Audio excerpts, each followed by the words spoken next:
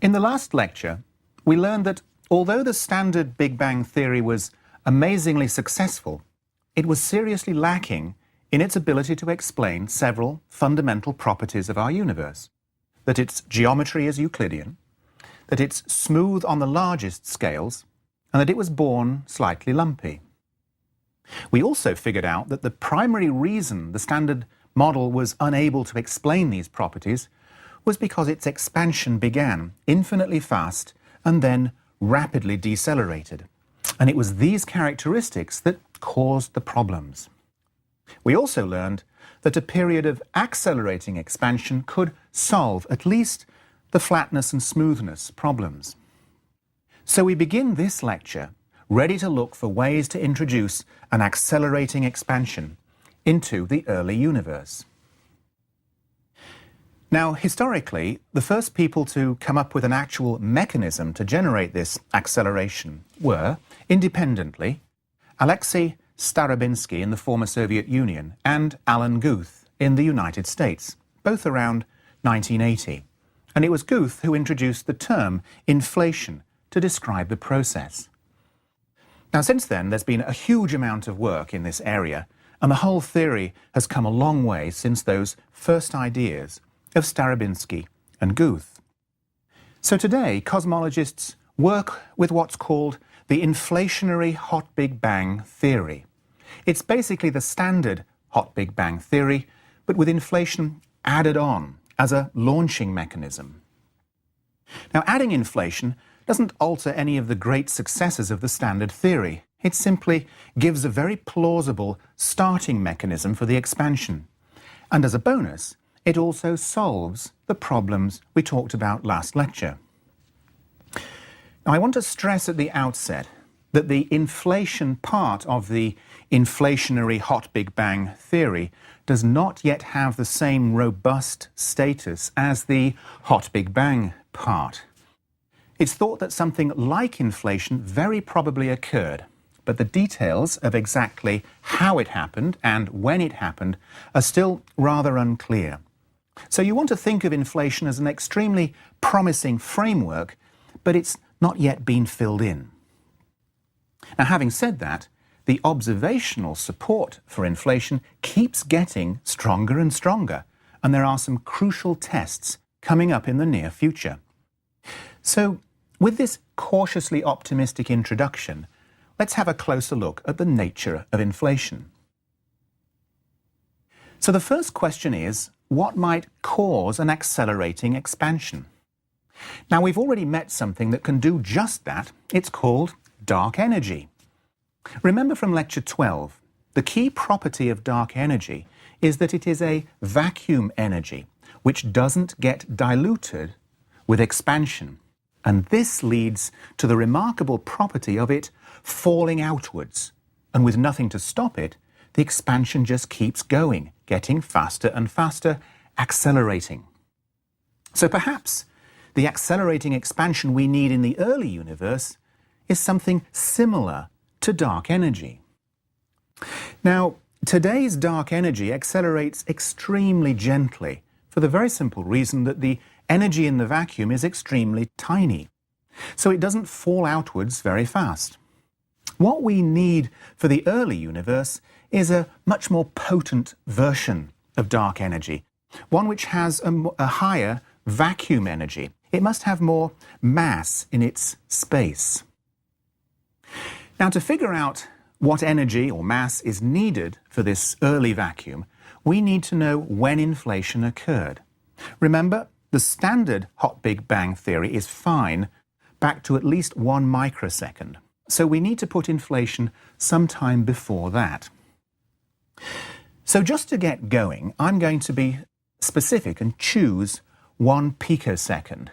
That's 1,000th of a nanosecond, when the density was about 10 to the 24 tons per cubic centimeter, pretty high by human standards.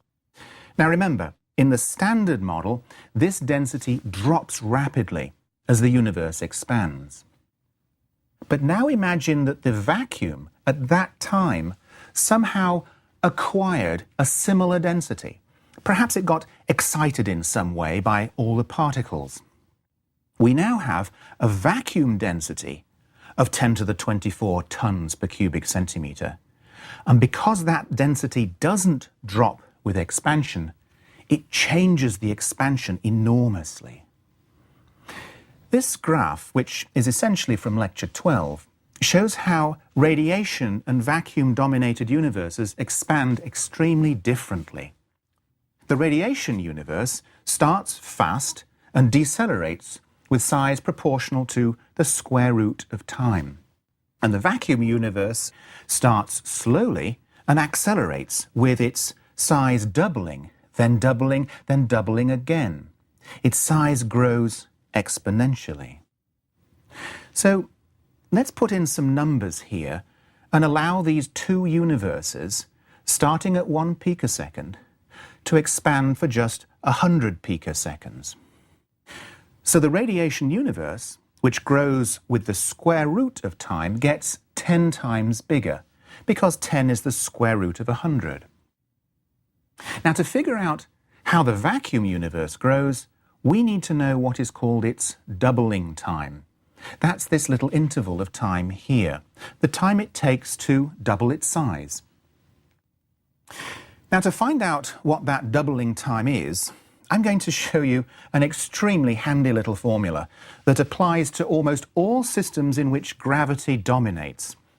The time for a system to fall, T-fall, is roughly 1 over the square root of Newton's gravitational constant g times the density of the system, rho. Now, the word fall here could mean the time for the system to collapse under its own gravity.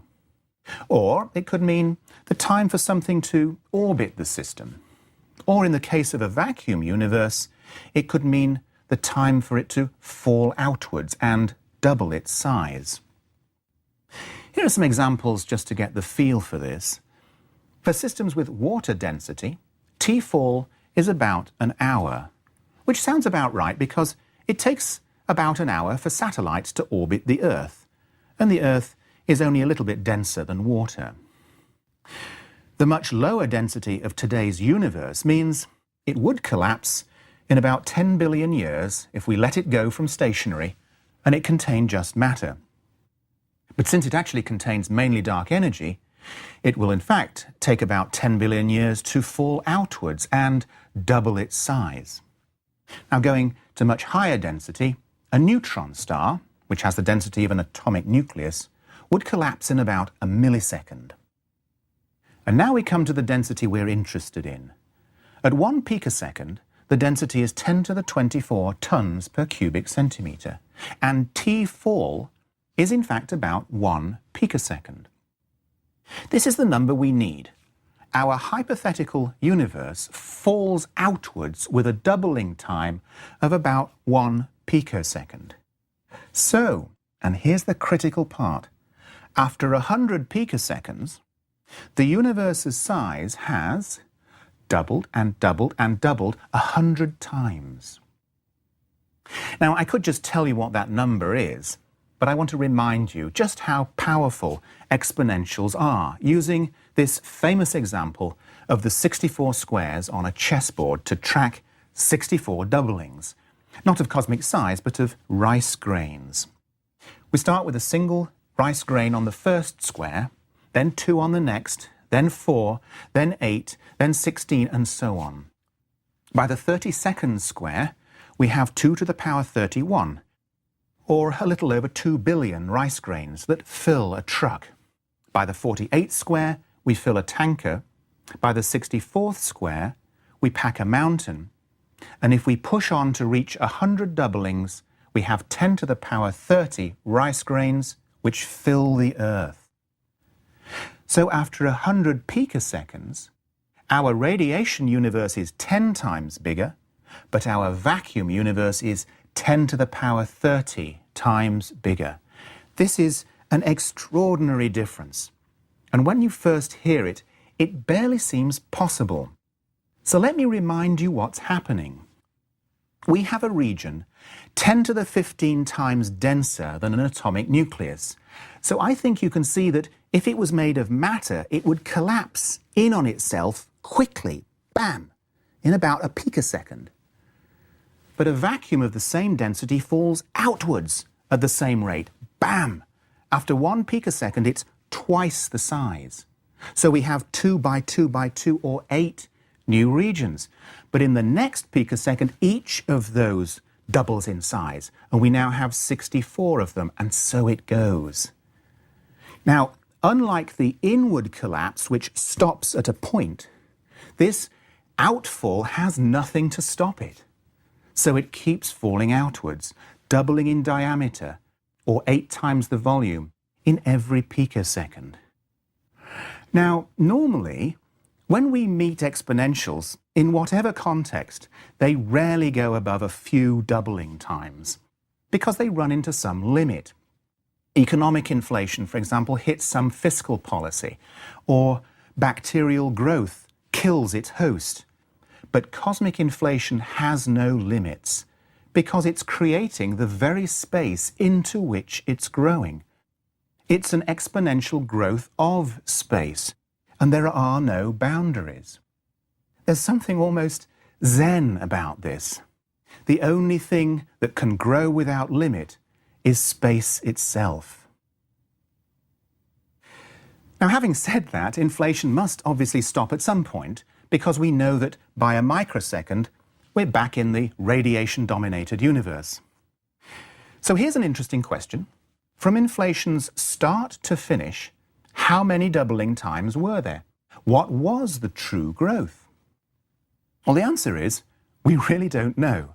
It could have been 100 doublings, like the example I just gave you. It could have been 1,000. It could have been 1,000,000. The universe could have grown in size by 10 to the power of 1 million, which utterly defies imagination. We just don't know. The only thing we can figure out is the minimum number of doublings, because we know that inflation at least has to solve the flatness and horizon problems. So let's have a look at that now. It turns out there's a very simple condition that's needed to solve the flatness problem. You need at least as much expansion during inflation as you have expansion after inflation. And it's not too hard to see why. The later decelerating expansion makes the universe less flat. So we need to start that phase so close to flat that it's still flat today. And that means we need to drive the universe towards flat during inflation by at least as much. Okay, so let's put in some numbers. Let's stick to our example of inflation near a picosecond. Then the universe expands by a factor of 10 to the 16 from then until today. So we need inflation to drive expansion by at least the same factor, 10 to the 16, which it can do in about 50 doubling times. It's really quite amazing. There are 2 expansions, each by a factor of 10 to the 16. The first takes 50 picoseconds, the second takes 14 billion years. Now, while we're talking about solving the flatness problem, let me show you this famous figure that nicely illustrates graphically how inflation flattens the universe. So imagine standing on a small, obviously curved sphere, like this chap, and then blow the sphere up huge. The expansion takes what once appeared quite curved and now makes it appear flat. Now, the reason, of course, that the final region looks flat is simply because the total sphere is so much bigger. And notice that this is also true for our universe. Because it seems flat out to our visible horizon, the total size of the universe must be very much larger. Okay, so having solved the flatness problem, let's see how inflation solves the horizon problem. And let's once again put inflation at a picosecond lasting 50 doubling times. Now, at 1 picosecond, light, or any forces for that matter, can't have travelled further than about 1 millimetre. So we expect the universe at that time to be smooth across millimetre-sized regions. Now, and this is the important part, if there is no inflation, then those millimetre regions expand by 10 to the 16 to become about the size of the solar system today. So we would expect big variations between patches of the universe separated by more than the size of the solar system, which of course is not the case. But now add an inflation of 10 to the 16, and that smooth millimetre region becomes a smooth solar system-sized region immediately after inflation at 50 picoseconds.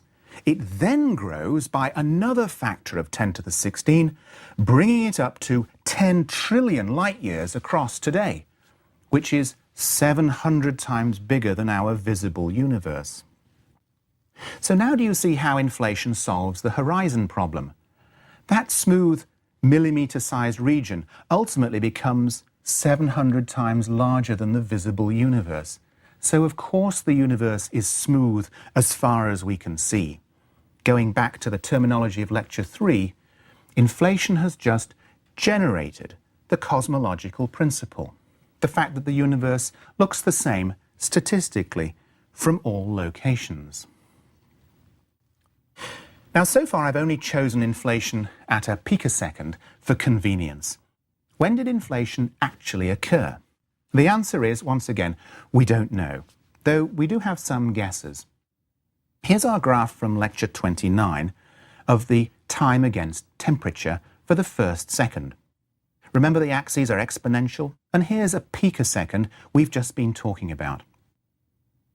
And here are the most likely times that inflation might have occurred: around 1/10 of a nanosecond near the electroweak transition, somewhat before that during the breaking of supersymmetry, or way back at the gut transition, where the strong force separated from the electroweak force.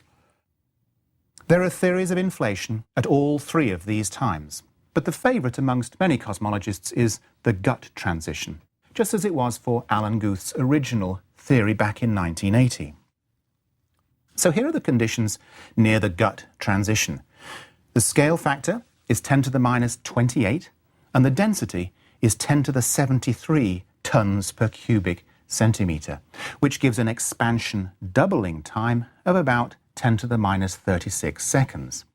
Now, I won't go through the logic again, but you can find a similar result to what we found for inflation at a picosecond. But this time you need at least 100 doubling times to solve the flatness and horizon problems. But either way, we end up with a large, flat, homogeneous universe, just like the one we see. So this now brings us to the all-important question of what caused inflation. It's all very well me talking about dense vacuums expanding for 100 doubling times, but how could such a dense vacuum actually arise? So let's look at that now. Well, right off the bat, because inflation is occurring in the very early universe, the branch of physics that's most relevant is high-energy physics, and specifically it is quantum field theory. Now, I'm guessing you've probably not come across quantum field theory much before, so let me briefly say why it's so important. You see, modern physics views space as being filled by many kinds of fields. These fields sort of permeate everything, and they extend across the entire universe. Each field is associated with a kind of particle, a quark or an electron or a photon, for example.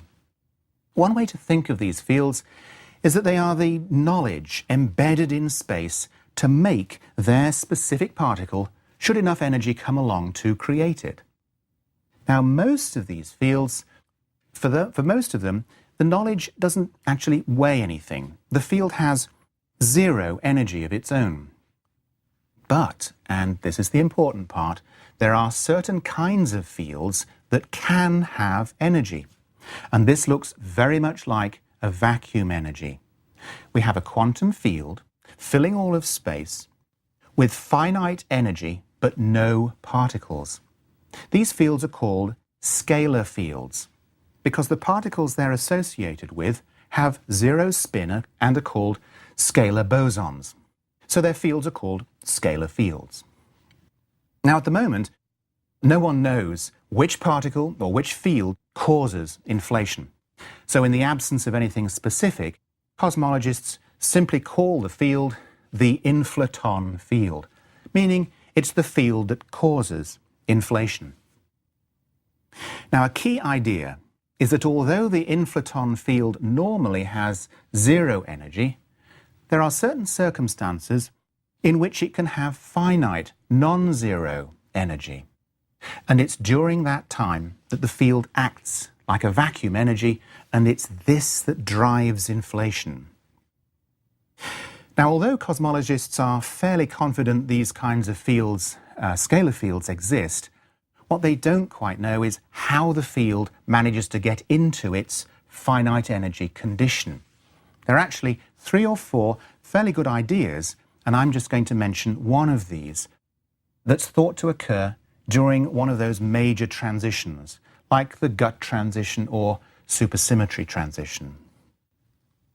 So, as the temperature drops through the transition, the inflaton field gets stuck in the pre-transition higher energy state. And for a brief time, the difference between this field energy and the falling ambient energy becomes a real finite vacuum energy. In a sense, the field sort of inherits the pre-transition ambient energy, and bam, inflation takes off. Well, although arriving at this condition isn't that well understood, once it's there, the theory of inflation has a fairly clear way to follow how the expansion proceeds. The key thing to understand is how the energy in the field evolves over time. Remember, it's the energy that determines the rate or the doubling time at which the universe falls outwards. So if the field energy is changing, then so is the expansion. So it's important to follow how the energy in the field changes. Now, it never ceases to amaze me that out of the frighteningly sophisticated math of quantum fields comes an extremely simple way of analysing how the field energy changes. It turns out to be equivalent to the following situation. Imagine a ball sitting on a hill that slopes down to a minimum.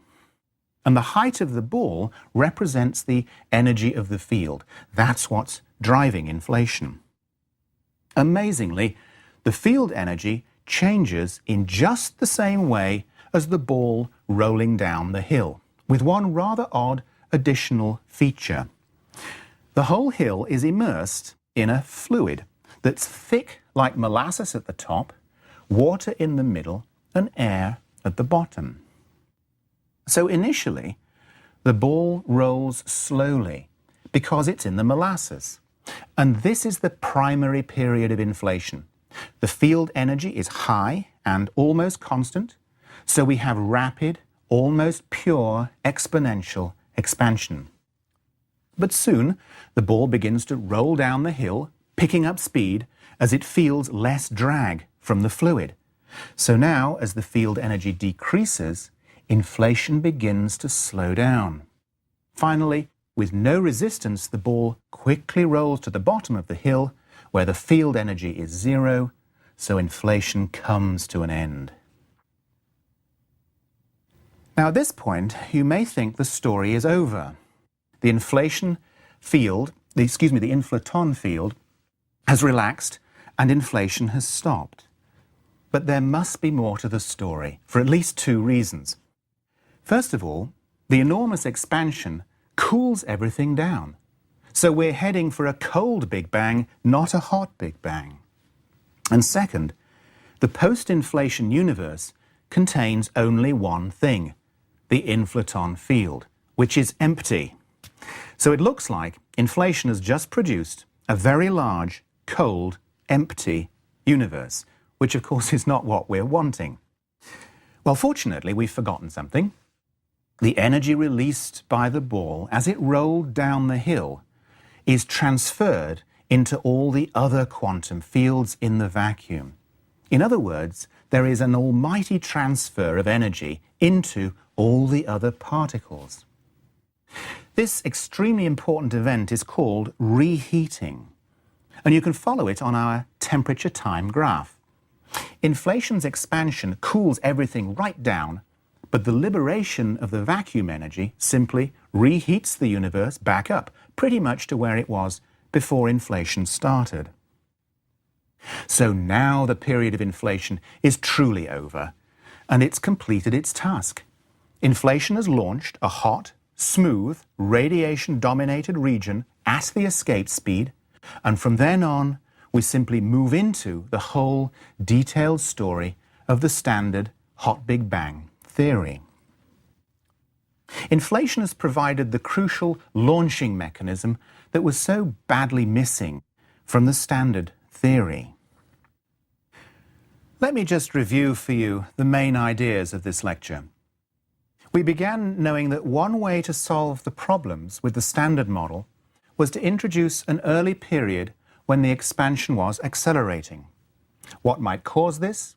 Well, perhaps a dense form of vacuum energy, something like dark energy, but very much denser. To explore this idea quantitatively, we chose an example of inflation at a picosecond, with a vacuum density of around 10 to the 24 tons per cubic centimetre.